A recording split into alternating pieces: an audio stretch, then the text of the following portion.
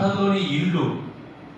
మరి ఏ ఇంట్లో అయితే స్థిరముగా, అంటే ఏ ఇల్లు అయితే మరి పునాది గట్టిగా ఉంటుందో వరద వచ్చినా కూడా ఇల్లు ఏమాత్రం కూడా పడిపోదు. మొన్నటికి మొన్న విజయవాడలో చాలా మరి రోజులు వరదలు వచ్చాయి. మరి కొన్ని ఇల్లు పడిపోయాయి. ఏ ఇల్లు పడిపోతాయి? పునాది అనేది సరిగ్గా లేని ఇల్లు తుఫాను వచ్చినా గాలి వచ్చినా ఏమైపోతాయి? వరదలు వచ్చినా అవి పడిపోతాయి. అయితే ప్రభునందులారా ఇక్కడ మనం గమనించినట్లయితే, కాబట్టి ఈ నా మాటలు విని వాడు చొప్పున చేయు ప్రతివాడు అని 24వ వచనం రాయబడింది. 26వ వచనంలో ఈ నా మాటలు విని వాటి చొప్పున చేయని ప్రతివాడు. చేయు వినేది ఇద్దరు, విని వాటి చొప్పున అంటే ఈ నా మాటలు విని అని 24వ వచనంలో రాయబడింది. 26వ వచనంలో ఈ నా మాటలు విని అని కూడా 26వ వచనం రాయబడింది. అంటే ఇద్దరు కూడా దేవుని మాటలు ఏం చేస్తారంటే వింటారు, వినేవాళ్ళే. ఈ రోజుల్లో మనం చూస్తున్నాం కదా, చాలా మరి ఇప్పుడైతే వాక్యం అనేది కరువు లేదు. ఎంతో మందికి వాక్యము వినబడుతుంది యూట్యూబ్ల ద్వారా కానీ, అలాగనే మరి టీవీల ద్వారా కానీ, అలాగనే కరపత్రికలు పంచి సువార్త చేయడం ద్వారా కానీ రకరకాలుగా సువార్త అనేకులకు అందించబడుతుంది దేవుని వాక్యం. చూడండి ప్రభునందులారా, మనం ఇక్కడ గమనించినట్లయితే వినేవాళ్ళు ఎందరో ఉన్నారు, కానీ ఇక్కడ వాటి చొప్పున చేయువాడు అని ఒకరి గురించి రాయబడింది, వాటి చొప్పున చేయని వాడు అని ఒకరి గురించి రాయబడింది. అసలు ఎందుకు యేసుక్రీస్తు ప్రభుల వారు ఈ ఉపమానము చెబుతూ ఉన్నాడు ఇక్కడ మనం గమనించినట్లయితే, కాబట్టి ఈ నా మాటలు విని అని రాయబడింది. కాబట్టి అని అన్నప్పుడు మనం జ్ఞాపకం చేసుకోవాలి ప్రభునందు ద్వారా, వెనక ఏదో చరిత్ర ఉంది అని, వెనక ఏవో చెప్పాడు అని. కాబట్టి ఏలయనగా అందుకు అని ఈ మాటలు మనకు బైబిల్ గ్రంథంలో కనబడినప్పుడు పైన ఏదో చెబుతూ ఉన్నాడు. కాబట్టి చూడండి, నాకు కూడా కాబట్టి వచ్చింది. ఏదో చెబుతూ ఉన్నాడు కాబట్టి ఇక్కడ యేసుక్రీస్తు ప్రభుల వారు ఈ నా మాటలు విని అని అంటున్నారు. అంటే ఏంటి అంటే ప్రభునందులారా, యేసుక్రీస్తు ప్రభుల వారు 5వ అధ్యాయంలో మనం గమనించినట్లయితే మొదటి వచనం చదవండి ఒకసారి. ఆయన ఆ జన సమూహములను చూచి కొండ ఎక్కి కూర్చుండగా ఆయన శిష్యులు ఆయన యొద్దకు వచ్చిరి. అప్పుడు ఆయన నోరు తెరిచి ఈలాగు బోధింపసాగెను. ఇక్కడ మనము చిన్నగా ఒక మాట మనం అర్థం చేసుకోవాలి. ఇప్పుడు మీరందరూ కూడా కూర్చున్నారు, నేనేమో నిలబడ్డాను. వాస్తవానికి యేసుక్రీస్తు ప్రభుల వారు ఉన్న కాలంలో చెప్పేవాళ్ళు ఏం చేస్తారంట? చెప్పేవాళ్ళు కూర్చునేవాళ్ళు, వినేవాళ్ళు, లేచి వినేవాళ్ళు. కానీ ఇప్పుడు మనకు ఆ అవస్థ లేకపోతే ఆ సదుపాయం కాదు, లేదు. మనం కూర్చొని వినాలి. చూడండి ప్రభువులారా, యేసుక్రీస్తు ప్రభుల వారు ఆయన ఆ జన సమూహములను చూచి, అక్కడ జన సమూహములు చాలా మంది ఉన్నారు. అక్కడ సమూహం అంటే మనకు అర్థమవుతుంది కదా, ఒక గుంపు. సమూహం అంటే ఏంటండి? ఒక గుంపు. ఆయన ఆ జన సమూహమును అంటే ఒక గుంపును, చాలా పెద్ద గుంపును చూచి ఒక కొండ ఎక్కాడు. కొండ ఎక్కాడు. ఏం చేశాడండి? ఇప్పుడే అవకాశం ఉంది, ఈ అవకాశాన్ని ఏం చేసుకోవాలి? సద్వినియోగం చేసుకోవాలి. జన సమూహం అంతా ఇక్కడ ఉన్నారు అని చూచి ఏం చేశాడు? కొండ ఎక్కి కూర్చున్నాడు. దేనికి? బోధించడానికి. అప్పుడు ఆయన శిష్యులు ఆయన ఎదుకు వచ్చి, అప్పుడు ఆయన నోరు తెరిచి ఈలాగు బోధింపసాగాను. అంటే ఏ విధంగా బోధింపసాగాడు? 5వ అధ్యాయం మొదలుకొని ప్రభునందు పిల్లరా 7వ అధ్యాయము 25వ చదవండి. యేసు ఈ మాటలు చెప్పి ముగించినప్పుడు జన సమూహములు ఆయన బోధకు ఆశ్చర్యపడుచుండిరి అంట. అంటే ఎక్కడ ప్రారంభమైంది దేవుని యొక్క ప్రసంగము? యేసుక్రీస్తు ప్రభువు వారి యొక్క ప్రసంగం ఎక్కడ ప్రారంభమైందండి? 5వ అధ్యాయంలో ప్రారంభమైంది. 5వ అధ్యాయంలో ప్రారంభమైన ప్రసంగము 5వ అధ్యాయము, 6వ అధ్యాయము, 7వ అధ్యాయం. అంటే 3 అధ్యాయాల్లో, అంటే ఆయన ఎన్నో ప్రసంగాలు చేశాడు, కానీ ఒకే చోట చేయబడిన ప్రసంగం అన్నమాట, కొండ ఎక్కి చేసినటువంటి ప్రసంగం. మరి చూడండి, మరి ఎన్ని గంటల సేపు ఆయన బోధించి ఉండవచ్చు. ఈ రోజులో ఒక 10 నిమిషాలు ఎక్కువైపోయిందంటే ఇంకా మనకి ఏమవుతాయి, కాళ్ళు చేతులు ఆడవు, అంతే కదా. 10 నిమిషాల సమయమే, 10 నిమిషాల సమయమే అండి వేసి అంటున్నాం. చూడండి ప్రభుత్వం వారికి ఎంత ఓపిక చూడండి, యేసుక్రీస్తు ప్రభువు వారి మాటలు వినడానికి 3 అధ్యాయాలు బోధించాడు. కాబట్టి ఈ నా మాటలు విని అని అంటూ ఉన్నారు అంటే 5వ అధ్యాయం ప్రారంభం మొదలుకొని 7వ అధ్యాయము మరి ఈ ఉపమానము చెప్పేంత వరకు చెప్పబడిన మాటలు దాదాపుగా 25 ప్రసంగాలను ఆయన అక్కడ చెప్పినట్టుగా మనం చూస్తున్నాం. ప్రభుత్వం ఎన్ని ప్రసంగాలండి? 25 ప్రసంగాలను ఆయన చెప్పాడు. మొట్టమొదటిగా ధన్యతను గురించి చెప్పాడు, రెండవది ఉప్పు గురించి చెప్పాడు, వెలుగు, అలాగనే ధర్మశాస్త్రం యొక్క నెరవేర్పుల గురించి, అలాగనే ధర్మశాస్త్రంలో రాయబడినటువంటి నరహత్య, వ్యభిచారము, విడాకులు, ఒట్టు పెట్టుకొనుట, అలాగనే కంటికి కన్ను పంటికి పన్ను అనేటువంటి విషయాలు, శత్రువుల్ని ప్రేమించాలనేటువంటి విషయాలు. అంటే కంటికి కన్ను పంటికి పన్ను అంటే అది ధర్మశాస్త్రంలో రాయబడినటువంటి మాటలు, అలా చేయాలని కాదు. వీటికి బదులుగా శత్రువుల్ని ప్రేమించాలి అని, శత్రువుల్ని ప్రేమించాలనే సంగతులు. అలాగే అవసరంలో 6వ అధ్యాయంలో 5వ అధ్యాయంలో ఇవన్నీ మనం విన్నాం. 5వ అధ్యాయంలో 10 సంగతులు ఉన్నాయి. అయితే 5వ అధ్యాయంలో 6వ అధ్యాయంలో 5 సంగతులు ఉన్నాయి. 5వ అధ్యాయంలో ఎన్ని సంగతులు ఉన్నాయి? 10 ప్రసంగాలు. 6వ అధ్యాయానికి వచ్చేసరికి 5 విషయాలు ఉన్నాయి. అవసరంలో ఉన్న వారికి ఇచ్చే విషయం గురించి, ప్రార్థన గురించి, ఉపవాసం గురించి, అలాగే పరలోకమందరి ధనము గురించి, చింతించకూడదు అనేటువంటి విషయాలు. ఎన్నో అధ్యాయంలో? 6వ అధ్యాయంలో. మరి 7వ అధ్యాయం వచ్చేసరికి 10 విషయాలు, 10 సంగతులు చెప్పాడు. 5వ అధ్యాయంలో 10 సంగతులు, 6వ అధ్యాయంలో 5 సంగతులు, 7వ అధ్యాయంలో 10 సంగతులు. మొత్తం ఎన్నాయండి? 25 సంగతులు.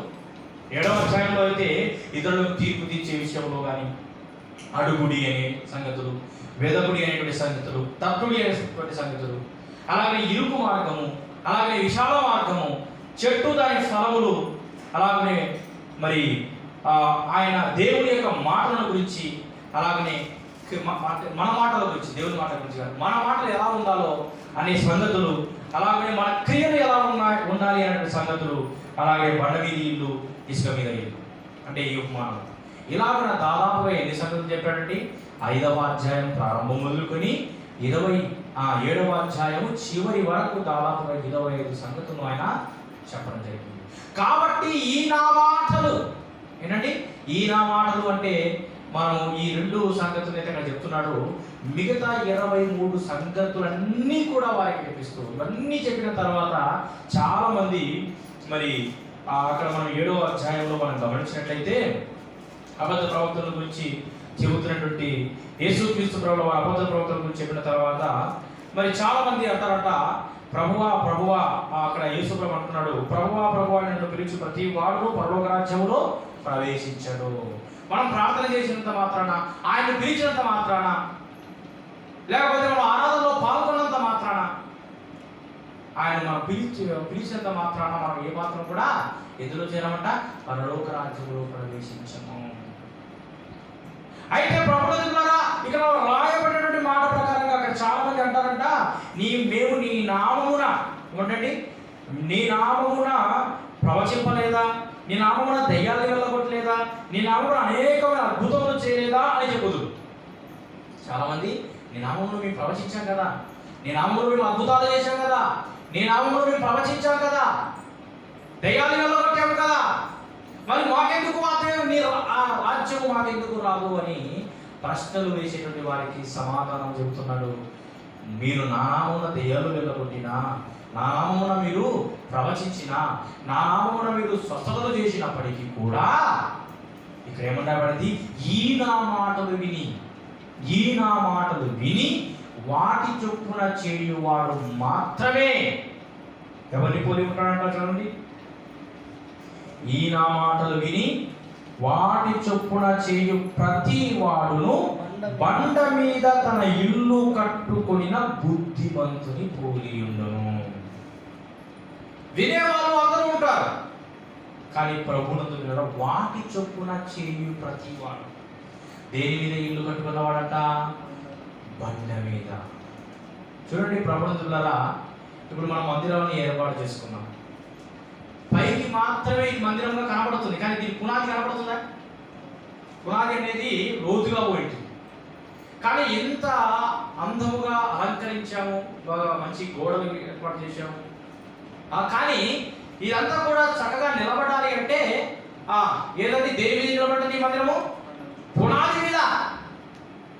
పునాది అనేది స్థిరంగా ఉంటేనే ఈ మందిరము ఎక్కువ రోజులు, అంటే ఈ గోడలు కట్టిన మందిరము ఎక్కువ రోజులు నిలబడుతూ ఉంది. పునాదే సరిగ్గా లేకపోతే ఏ మాత్రము కూడా నిలబడదు. మనం అక్కడ చూస్తుంటాం కదా, మరి పునాది సరిగ్గా లేకపోతే పడిపోయిన ఇల్లు చూస్తూ ఉంటాము. పునాది సరిగ్గా లేకపోతే పునాది అనేది కనబడదు, కానీ పైన మాత్రమే కనబడుతుంది. కానీ లోతుగా, ఎంత లోతుగా పునాది వెళితే అంత స్టాండర్డ్గా ఉంటుంది. బహుశా ఇక్కడ లోతు ఎక్కువగా పోదనుకుంటా, ఎందుకంటే బండ ప్రాంతము ఉంటే లోతుగా ఎక్కువ పోదు. మేమున్న ప్రాంతంలో లోతు ఎంత ఎక్కువగా తీస్తే అంత మంచిది, లోతు ఎక్కువగా పోతుంది. చూడండి ప్రభువులారా, ఇక్కడ మనం గమనించేటది, ఈ నా మాటలు విని వాటి చొప్పున ఎవరైతే చేస్తారో చేయు ప్రతివాడు అంట. విను ప్రతివాడు కాదండి, విను ప్రతివాడు కాదు, చేయు ప్రతి వాడును ఏంటంటే బండ మీద తన ఇల్లు కట్టుకొనిన బుద్ధిమంతుని పోలి ఉంటాడు. ఇవి ఆయన మాటలు వినేటువంటి వారిని ఎవరితో పోలుస్తున్నాడండి? ఆయన ఎవరితో పోలుస్తున్నాడు? బుద్ధిమంతునితో పోలుస్తున్నాడు. ఒకసారి మనం గమనిద్దాము. సామెతల గ్రంథం 15వ అధ్యాయం 24వ వచనం.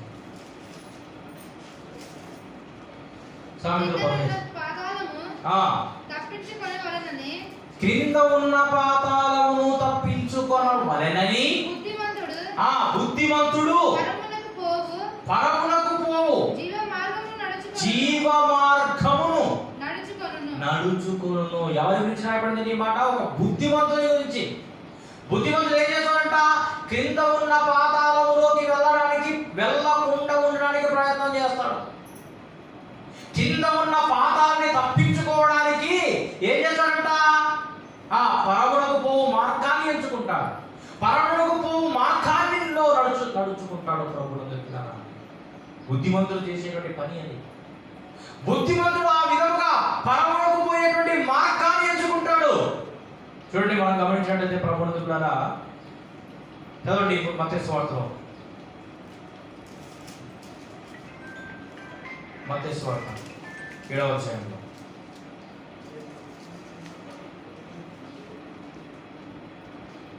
25వ వచనం.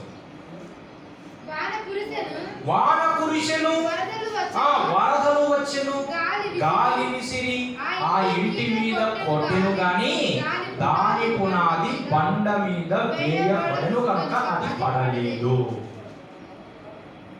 చూడండి ప్రభువులారా, బుద్ధిమంతుడు తన ఇంటిని స్ట్రాంగ్ పునాదితో, ఒక బలమైన పునాదితో తన ఇంటిని కట్టుకుంటాడు. బలమైనటువంటి పునాదితో తన ఇంటిని కట్టుకుంటాడు. వర్షం వచ్చినా ఏమి కాదు, వరద వచ్చినా ఇంట్లోకి నీళ్ళు వస్తాయే తప్ప అది ఏమాత్రం కూడా పడిపోయేటువంటి అవకాశము ఉండదు. చూడండి, చాలా మంది రోజుల్లో మనం చూస్తూ ఉంటాము, వాన వచ్చినా వరద వచ్చినా కూడా, వాన వచ్చినా వరద వచ్చినా ఇంకేంటి, గాలి విసిరి ఆ ఇంటి మీద కొట్టిన, వాన వచ్చినప్పటికీ వరద వచ్చినప్పటికీ గాలి విసిరి ఆ ఇంటి మీద కొట్టినా కూడా, ఈ రోజుల్లో చాలా సంవత్సరాల నుంచి ప్రభు నమ్ముకున్నటువంటి వాళ్ళు ఇప్పటికీ అలాగే ఉంటూ ఉన్నారు. అంటే వారు ఎవరై ఉన్నారండి? ఇప్పుడు అందరూ ఉన్నారు కదా. ఇప్పుడు మన ప్రారంభంలో క్రీస్తుని నమ్ముకున్నప్పుడు అప్పుడు మనకంటే ముందుగా నమ్ముకున్న వాళ్ళు కూడా చాలా మంది తొలగిపోయారు. ఎందుకంటే అది తర్వాత సంగతి, అది మనము మరొక పాయింట్లోకి వెళ్ళినప్పుడు మనం వింటాం. ప్రభువులారా, వారి యొక్క పునాది అంటే పడిపోని వారు వారి యొక్క పునాది స్ట్రాంగ్ గా ఉంటుంది. కాబట్టి ఆ అంటే మనము గమనిద్దాము, ఆ పునాది ఎవరు అంటే 1 కొరింథీయులకు రాసిన పత్రిక 10వ అధ్యాయం 4వ వచనాన్ని మనం గమనిద్దాం. 1 కొరింథీ 10:4. ఆత్మ సంబంధమైన అందరూ కూడా ఆత్మ సంబంధమైన పానీయమును పానము చేసిరి, ఏలయనగా తమను వెంబడించిన ఆత్మ సంబంధమైన బండలోనిది త్రాగిరి, ఆ బండ క్రీస్తే. ఎవరు ఈ పునాది అంటే ప్రభునందులారా, బుద్ధిమంతుడు ఏ బండ మీద తన ఇంటిని కట్టుకుంటాడు అంటే క్రీస్తు అనేటువంటి బండ మీద. ఎవరంట బండ? క్రీస్తు. క్రీస్తు అనే బండ. ఈ రోజుల్లో చాలా మంది వారి యొక్క పునాదులు వీటి మీద ఉంటాయంటే, క్రీస్తును నమ్ముకుంటే ఆ సమస్యలన్నీ తొలగిపోతాయి, క్రీస్తును నమ్ముకుంటే పెద్ద పెద్ద ఇల్లు కట్టవచ్చు, క్రీస్తును నమ్ముకుంటే ఎన్నో ప్లాట్లు తీసుకోవచ్చు, క్రీస్తును నమ్ముకుంటే మరి మేడ మీద మేడ కట్టవచ్చు అనుకుని ఆ పునాదుల్లో వారు వేయబడింటారు. ఈ రోజుల్లో చాలా చోట్ల సువార్త కూడా అలాగే జరుగుతుంది. మీరు ఆర్థిక సమస్యల్లో ఉండకుండా మీరు ధనవంతులు కావాలి అంటే క్రీస్తును నమ్ముకోండి. మీరు మేడ మీద మేడ కట్టాలి అంటే క్రీస్తును నమ్ముకోండి. అనేకమైన ప్లాట్లు మీరు సంపాదించుకోవాలంటే క్రీస్తును నమ్ముకోండి. ఎవరైనా ఏ కష్టంలోనైనా ఉన్నట్లయితే, ఏదైనా ఒక అప్పుల సమస్యలో ఉన్నట్లయితే, ఎవరైనా లేకపోతే ఆర్థిక సమస్యల్లో ఉన్నట్లయితే కొంతమంది వెళ్ళి ఏం చెప్తారంటే, వారికి నీవు దేవునిలో బలపడలేదు, అందుకే నీకు సమస్యలు ఉన్నాయని చెప్తారు. ఏంటండి?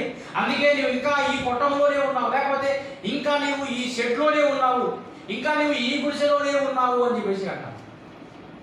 వాస్తవానికి ప్రభునందు పిల్లరా, మరి ఆ విషయాలు చెప్పేటువంటి వారి కంటే ఎక్కువగా క్రీస్తును నమ్మని వారు ఇంకా ఎంతో సంపాదించుకున్నారు. అంతే కదండి? క్రీస్తును నమ్మని వాళ్ళు మనకంటే ఎక్కువగా ఎంతో సంపాదించుకున్నారు.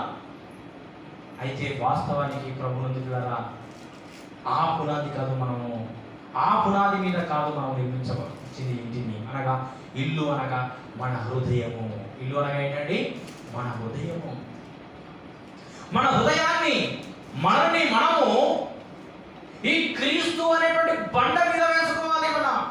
క్రీస్తు అనేటువంటి బండ మీద మనం పునాది వేసుకోవాలి మన హృదయాన్ని. ఆ బండ ఎవరంట? క్రీస్తు అని మనం ఇంచు ఉన్నాం ప్రభుత్వం కదా. ఆ బండ మీదే మనం ఇంటిని కట్టుకోవాలి. అప్పుడు ఆ బండ మీద మనం ఇంటిని కట్టుకుంటే వాన వచ్చినా, వరద వచ్చినా, గాలి వీసి ఆ ఇంటి మీద కొట్టినప్పటికీ కూడా ఏమవుతారండి? ఏ మాత్రము కూడా క్రీస్తు నుంచి దూరము కాదు, లేకపోతే ఆ ఇల్లు ఏ మాత్రము కూడా పడిపోదండి, ఏ మాత్రము కూడా పడిపోదు. చూడండి ప్రభునందులారా, మనందరికీ తెలుసు యేసుక్రీస్తు ప్రభుల వారిని గురించి మరి ఒక మాట మనం గమనిద్దాము. యెషయా గ్రంథం 42వ అధ్యాయం 1వ వచనం. యెషయా గ్రంథం 42:1.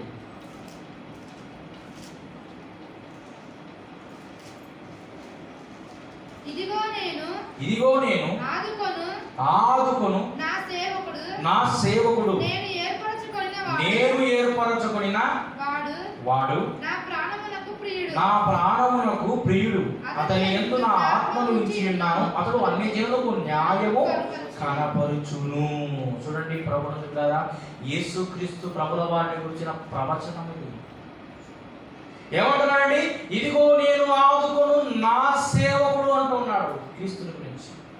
ఇంకేమంటున్నాడండి? నేను ఏర్పరచుకున్నవాడు నా ప్రాణమునకు ప్రియుడు అంటూ ఉన్నాడు.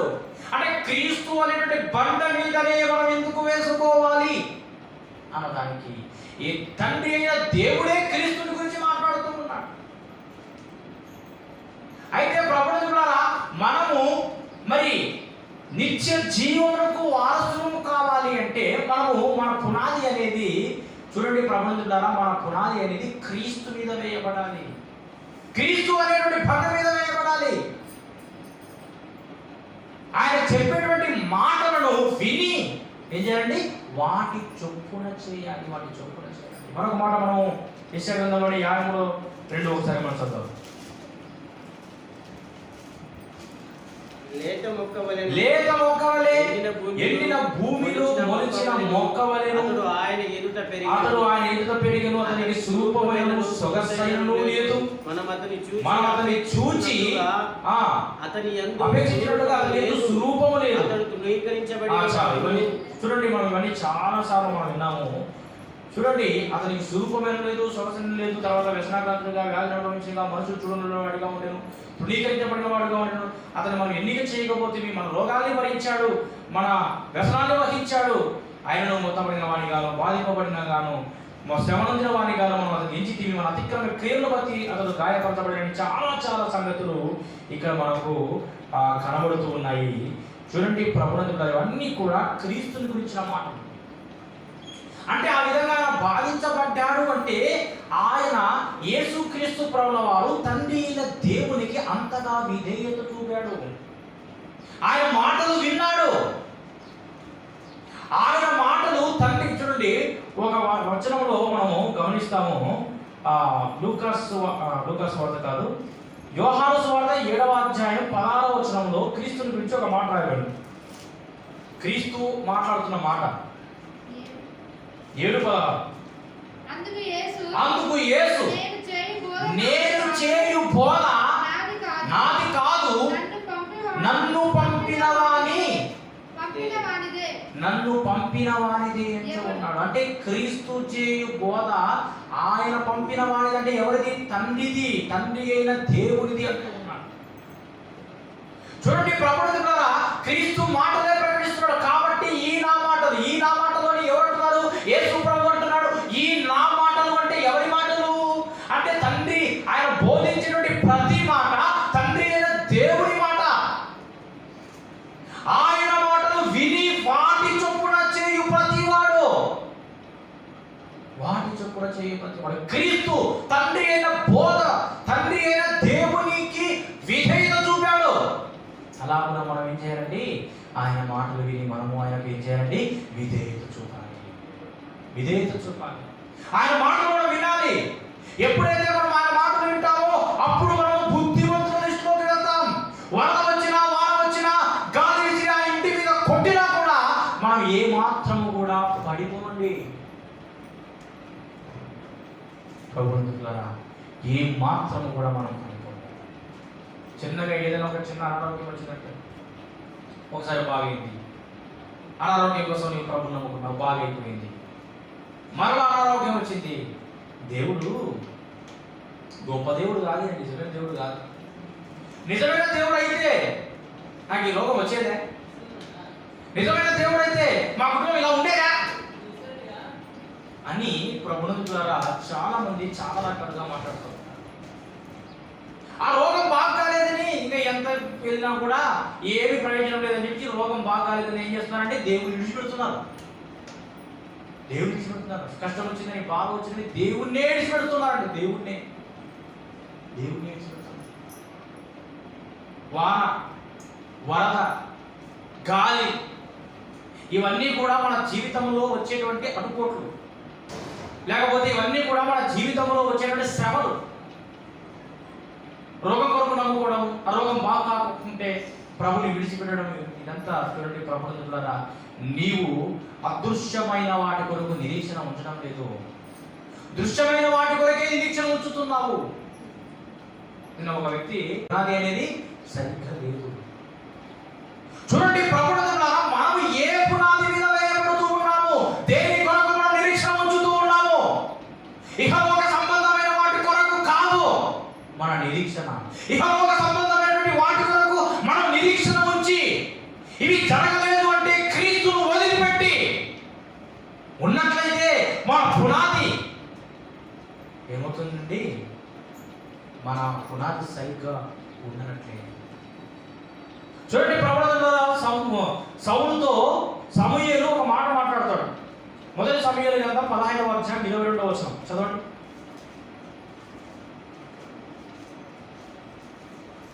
15:22. అందుకు సమూయేలు తాను సెలవిచ్చిన ఒకడు గైకొనడం వలన యెహోవా సంతోషించును. ఆలోచించినట్లు ఒకడు దహన బలులను అర్పించడం వలన ఆయన సంతోషించునా. ఆలోచించము, బలు అర్పించడం కంటే ఆజ్ఞను గైకొనుటయు, పొట్టేల క్రొవ్వు అర్పించడం కంటే మాట వినుటయు శ్రేష్టం. ఏది శ్రేష్టం అంట? నీవు ఎన్ని బలులు అర్పించినా, పొట్టేల క్రొవ్వు అర్పించినా. ఏంటండి ఏమన్నాడు? అందుకు సమూయేలు తాను సెలవిచ్చిన ఆజ్ఞను, సౌలు గురించి వాళ్ళందరూ తెలుసు కదా, ఇంకా ఆయన దేవుడు ఒక గాడిదలు కాసేవాడు. ఆ వ్యక్తి గాడిదలు కాసే వ్యక్తిని ఏం చేశాడు? అభిషేకించి సమూయేలు ద్వారా ఒక దేశానికి రాజు చేశాడు. దావీదును పొగుడుతున్నాడు అన్నటువంటి ఒక చిన్న కారణం చేత అతనిలో ఒక అసూయ ఏర్పడి అప్పటి నుంచి ఆయన ఏమంటున్నాడండి? దేవుని మాట వినకపోవడం, అసూయలు, ద్వేషములు, హత్యలు అన్ని మొదలయ్యాయి. దేవుని మాటకు విధేయత చూపించడం లేదు. దేవుడు చేయవద్దన్న పనులు చేశాడు. ఎప్పుడైనా సౌలు చరిత్ర గురించి చెప్పేటప్పుడు మనం ఆ సంగతి విందాం.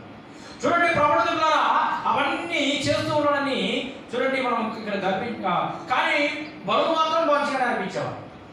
కానీ ఇక్కడ అంటున్నాడు 21వ వచనంలో, 22వ వచనంలో, తాను సెలవిచ్చిన ఆజ్ఞను ఒకడు గైకొనుట వలన, దేవుడు ఇచ్చినటువంటి ఆజ్ఞలను గైకొనుట వలన యెహోవా ఏం చేస్తాడంట? సంతోషిస్తాడు. ఆయన మాట వింటే ఆయన సంతోషిస్తాడు. నీవు ఎన్ని దహన బలులు ఇచ్చినా, ఎంత పొట్టేల క్రొవ్వు అర్పించినప్పటికీ, ఎంత కానుకలు ఇచ్చినప్పటికీ కూడా ఆయన మాట వినకపోతే ఏమీ ప్రయోజనం ఉండదు. ఆయన మాట వినాలి. ఆయన మాట వినడం మాత్రమే కాదండి, ఆయన మాట చొప్పున చేయాలి. ఆయన ఆజ్ఞలను గైకొనాలి. గైకొనడం ఒకడు దహన బలులను అర్పించడం వలన ఆయన సంతోషించునా అని ప్రశ్నిస్తున్నాడు. ఒకడు దహన బలులను అర్పించడం వలన ఆయన సంతోషించునా. ఆలోచించుము, బలులు అర్పించడం కంటే ఆయన ఆజ్ఞలను గైకొనడం, పొట్టేల క్రొవ్వు అర్పించడం కంటే మాట వినడమే శ్రేష్టము. ప్రభువునందులారా, ఒకవేళ నీవు ఆయన మాట వినలేకపోతున్నావు, వినడం లేదా, ఒకవేళ విన్నా కూడా వాటి చొప్పున చేయడం లేదా, ఒకసారి జ్ఞాపకం చేసుకో. మొదటి పాయింట్ మనం విన్నాము వరదలోని ఇంట్లో. మొదటి పాయింట్ మనం విన్నాము బండ మీద ఇల్లు. రెండవ పాయింట్ మనం వింటున్నాము వరదలోని ఇంట్లో ఇసుక మీద ఇల్లు. చదవండి మత్తయి సువార్తలో.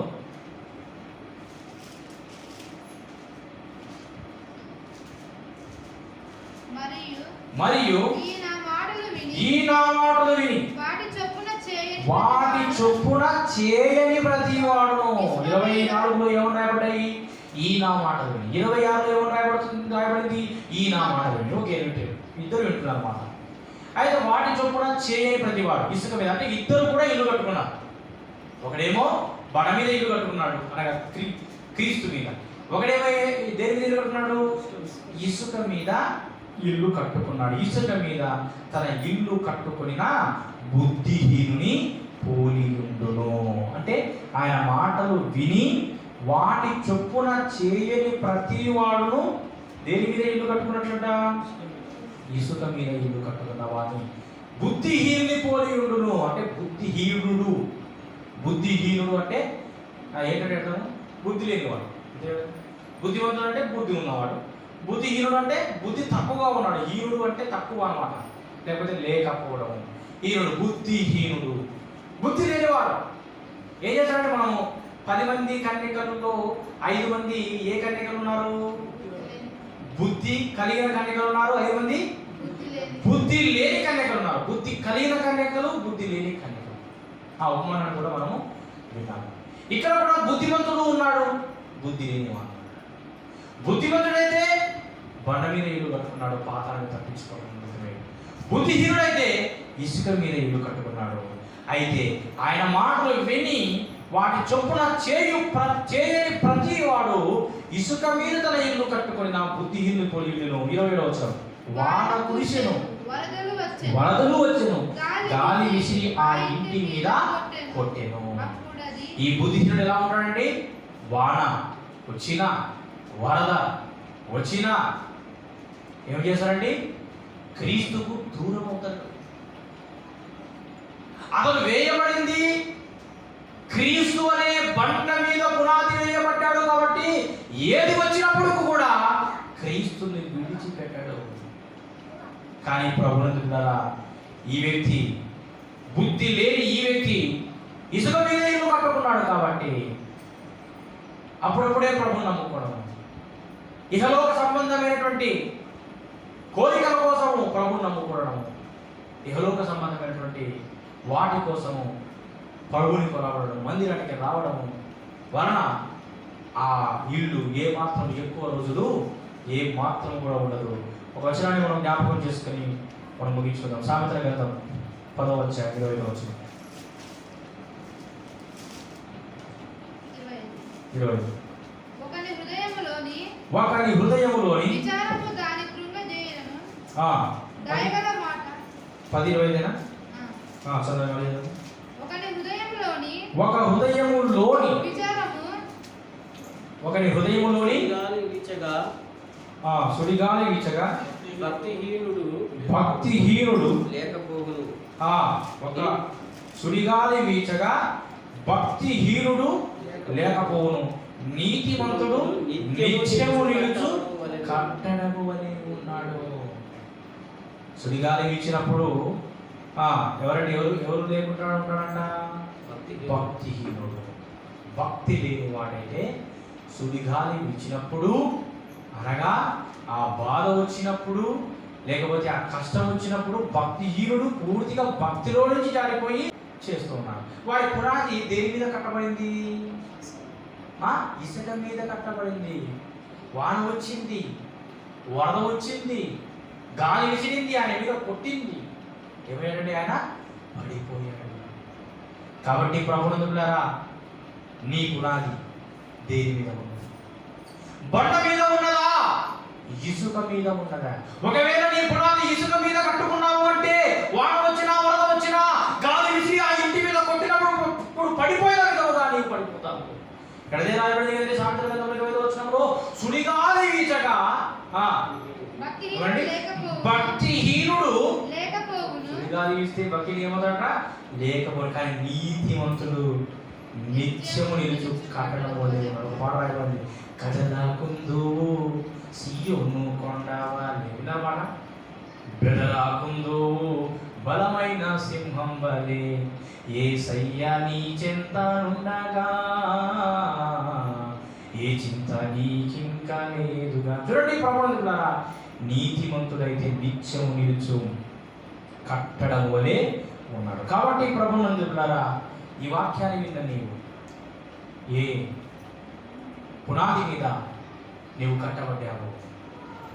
యేసుక్రీస్తు ప్రభువారి మీద ఆయనే పునాది, ఆయనే బండ, ఆయన మీద నువ్వు కట్టబడ్డానికి యేసుక్రీస్తు ప్రభువారు మన కొరకు ఈ లోకానికి వచ్చి మనందరి కొరకు తన ప్రాణాన్ని త్యాగం చేశాడు.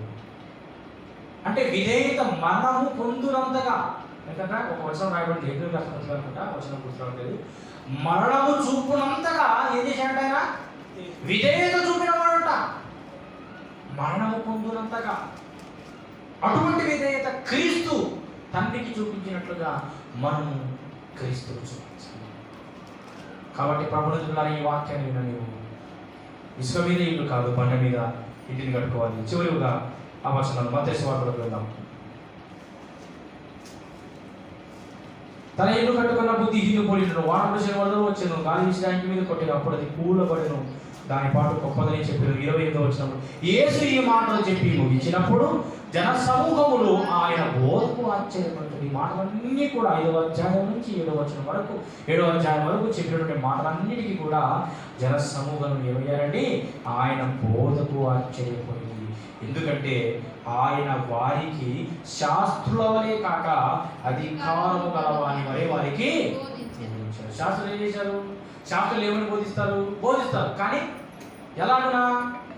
వారు ఆ తప్పు చేస్తూ ఇతరులకు బోధించేవాళ్ళు. ఎంతైనా వాళ్ళు ఆ తప్పులు చేస్తూ ఇతరులకు బోధించేవాళ్ళు కాబట్టి వినేటువంటి అవకాశం తక్కువగా ఉంటుంది. అధికారంతో వాళ్ళు బోధించినట్లు కాదు, లేకపోతే ఎక్కడో విన్నట్లుగా వాళ్ళు చెప్పి శాస్త్రులు బోధించారు, పరిచయాలు బోధించారు, ఎక్కడో విన్న మాటలు వాళ్ళు బోధించినట్లుగా, చదివిన మాటలు వాళ్ళు బోధించినట్లుగా బోధించారు. కానీ క్రీస్తు మాత్రము అధికారం కలిగిన వారిని బోధించారు. కాబట్టి ప్రభువులారా, ఆ అధికారము గల వ్యక్తి విన్న మాటలను బట్టి మనము ఆ క్రీస్తు మీదనే మన పునాది వేయబడాలని మనవి చేస్తూ దేవుడు తన వాక్యమును దీవించి ఆశీర్వదించునుగా.